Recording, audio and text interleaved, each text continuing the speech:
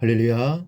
사랑하는 대강의 가족 여러분, 오늘 하루도 하나님의 말씀과 동행하는 삶이 되길 소망합니다. 오늘 함께 나눌 하나님의 말씀은 마태복음 3장 7절에서 10절 말씀입니다.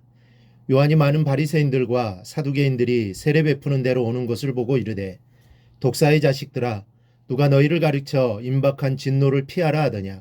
그러므로 회개에 합당한 열매를 맺고 속으로 아브라함이 우리 조상이라고 생각하지 말라. 내가 너희에게 이르노니 하나님이 능히 이 돌들로도 아브라함의 자손이 되게 하시리라. 이미 도끼가 나무 뿌리에 놓였으니 좋은 열매를 맺지 아니하는 나무마다 찍혀 불에 던져지리라. 아멘. 요한에 의해서 많은 사람들이 세례를 받게 되었습니다. 오늘 본문은 그때 바리새인들과 사두개인들이 세례를 받기 위해 광야로 나아오는 것을 본 세례 요한이 그들을 향하여 독사의 자식들아 라고 심한 욕설을 퍼붓는 장면으로 시작하고 있습니다.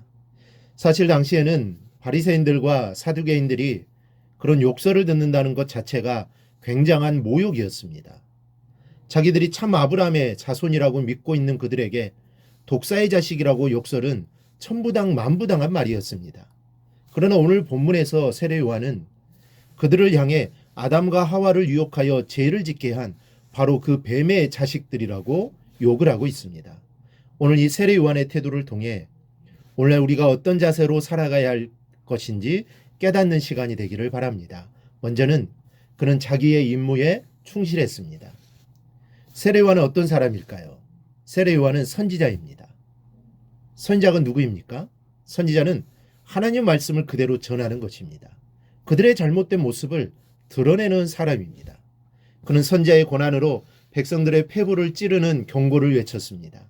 예언자와 선지자가 없었던 긴 암흑 속에서 종교 지도자들과 그들을 따르는 백성들의 죄는 더 이상 방치할 수 없는 지경에 이르렀기 때문입니다. 그래서 세례 요한은 하나님의 보내심을 받은 선지자로서 외치지 않을 수 없었던 것입니다. 그는 자신의 사명을 감당하고 있는 것입니다. 그 길이 쉬운 길이 아니었습니다. 그 당시 존경받고 권력을 쥐고 있는 그들에게 독사의 자식들아라고 외치는 것은 쉬운 일이 아닙니다. 하지만 그 길이 자신의 길이고 사명임을 알았기에 한 것입니다.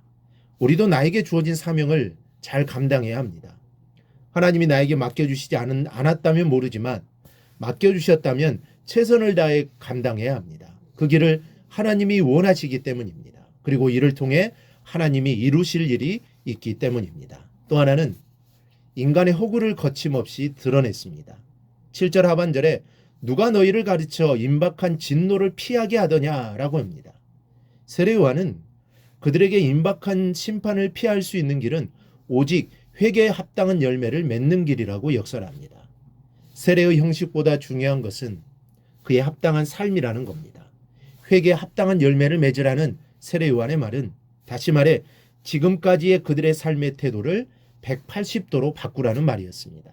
세례 요한은 그들의 허무맹랑한 자만심을 너무나 잘 알고 있었습니다. 그 자만심이 무엇입니까?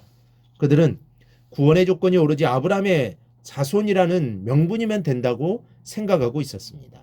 할례를 받은 아브라함의 자손은 결코 지옥에 가지 않는다고 믿고 있었습니다. 이스라엘 사람들의 아브라함에 대한 의존도가 어느 정도인지 여러분 아십니까? 그들은 자신들이 가지고 있는 모든 좋은 것은 모두 아브라함의 공로 때문이라고 생각했습니다. 모세가 시내산에서 하나님의 율법을 받은 것도, 다윗 왕과 같은 성군이 태어난 것도, 가뭄에 비가 오는 것조차도 선조 아브라함의 공로라고 믿었습니다. 심지어 아브라함은 우연히 실수하여 지옥에 빠질지도 모르는 이스라엘 사람들을 되돌려 보내기 위해 지옥문 입구에 서 있다고 믿고 있었습니다. 세례 요한은 바로 이러한 이스라엘의 헛된 자만심을 꼬집은 것입니다. 9절에 속으로 아브라함이 우리 조상이라고 생각하지 말라.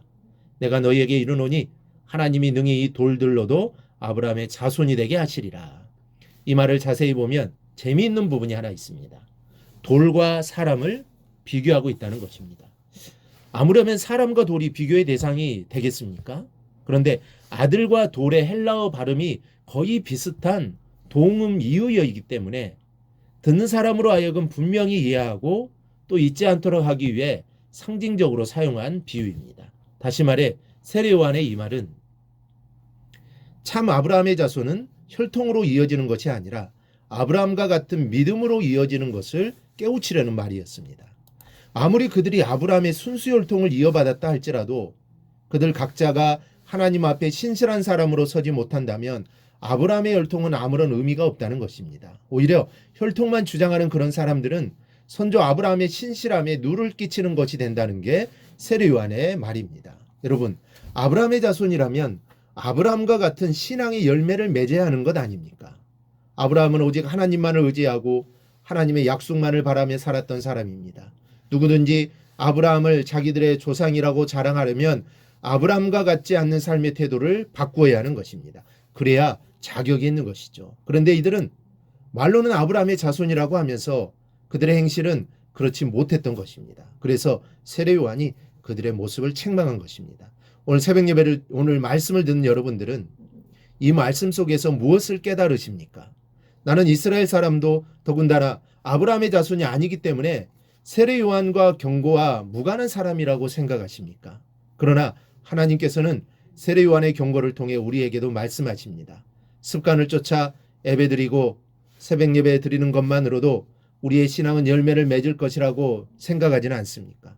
백날을 기도드려도 우리의 삶의 태도가 변하지 않는다면 우리는 세례 요한의 책망의 말씀에서 결코 자유로울 수 없습니다. 그러므로 우리의 삶은 더 많이 변해져 가야 합니다. 우리는 이렇게 날마다 더 많이 기도하기 때문입니다. 기도한 만큼 우리의 삶이 변해가야 합니다. 그 기도에 합당한 삶을 살아야 합니다. 그럴 때 비로소 우리는 우리들 스스로를 영적인 아브라함의 자손이라고 자신 있게 말할 수 있게 되는 것입니다. 오늘 세례 요한의 외침을 마음에 새기고 늘 하나님 말씀대로 살아가고 말씀 안에서 조금씩 변화되어 가는 우리 성도들이 되기를 주님의 이름으로 축원합니다. 오늘 묵상한 말씀을 굳게 잡고 삶으로 실천하며 살아내는 대강의 모든 성도들이 되기를 축복합니다.